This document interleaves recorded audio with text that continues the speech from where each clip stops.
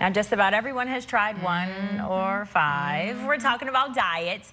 But how many people actually stay committed? So true. So today, registered nurse and dietitian Jana Wolff from GBMC is here to give us some diet tips, break down the myths, and help us stay on track. Good morning. We have a lot of questions for you. We do. Thanks for having me. Of course. All right. So when we think about healthy foods, there are some that really aren't so healthy. How do we know which ones they are?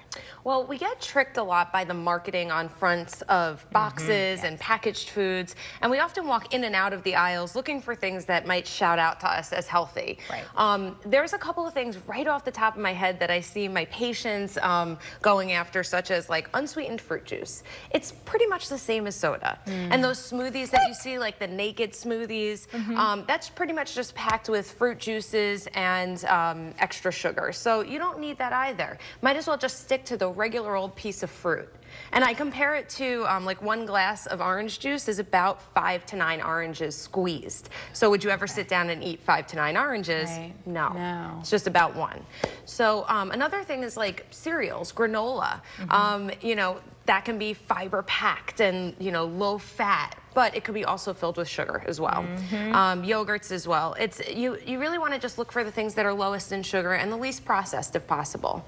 And what about too, like those are things that we can look up and we can see the calorie count for those, but I feel like sometimes even when you go to order salads, like you're out and about and you think that it's healthy and it's not. What are some of the little items that we can look for that are not healthy? Yeah, so I like to look at salads in general because a lot of people go for salads when they just want something a little bit more fresher, healthier, and lighter. And what you want to do is get the non-starchy veggies mostly on top of the salad, plus a lean protein like chicken or grilled fish. You don't want really fried and battered chicken or something like that. So, you know, sometimes we go for like the cheeses and the bacon and the nuts, and all of those things add up in calories very quickly.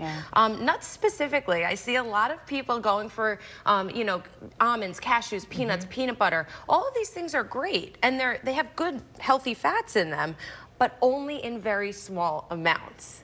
So a serving size of nuts is about 1/4 of a cup. And if you look at what 1/4 of a cup looks like, it's usually less than what you're eating.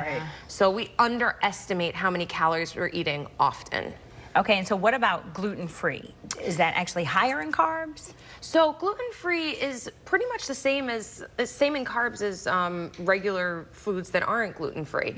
Gluten is just a type of protein that is taken out of gluten-free products. And sometimes if someone's gluten intolerant or has celiac disease, those things don't settle well in the stomach.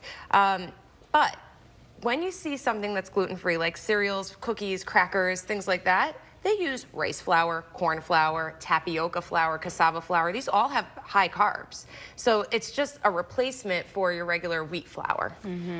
What about fats? Because we know like fats in desserts, they're bad for you. But what about all fats? I mean, they're not all bad. Avocado? So, all fats in general are okay, just in small amounts. There are fats that are shown in studies to be better for our health, like, yes, like you said, avocado, olive oils, nuts, seeds, salmon, things like that. But I always talk about the avocado. You know, it's small, but the whole thing is about 325 calories. So about 1/4 would be a great serving, you know, to throw on top of a salad or alongside a piece of chicken. And then the same thing with the nuts. Peanut butter, 2 level tablespoons, you know, and that's about 200 calories right there. So it does add up over time. When the marketing says it's healthy, still stick to the serving size. And the serving size is always found right on the nutrition label, right at the top. It's one of the first things that you see.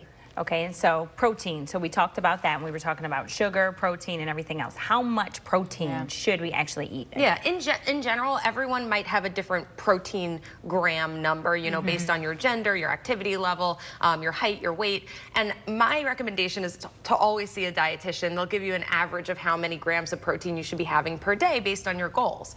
And but good sources of protein are the leaner sources, and protein's great because it keeps you full longer. You know, a lot of people skip out on the protein, but the good sources of protein are like, you know, your turkey, chicken, shrimp, fish, low-fat dairy, eggs, tofu all the tempeh. things that we know, but I guess we always want to say, well, this has some, but maybe not. And I think we forget a lot about how we eat as well. A lot of people skip meals, or they do this all or nothing thing where, you know, they're either all on a diet or nothing at all. Right. Why can't we meet ourselves somewhere in the middle and just, you know, pay attention to our hunger cues, eat throughout the day so we can keep our blood sugar level and we're not starving to death when we get to our next meal? Might as well keep it simple.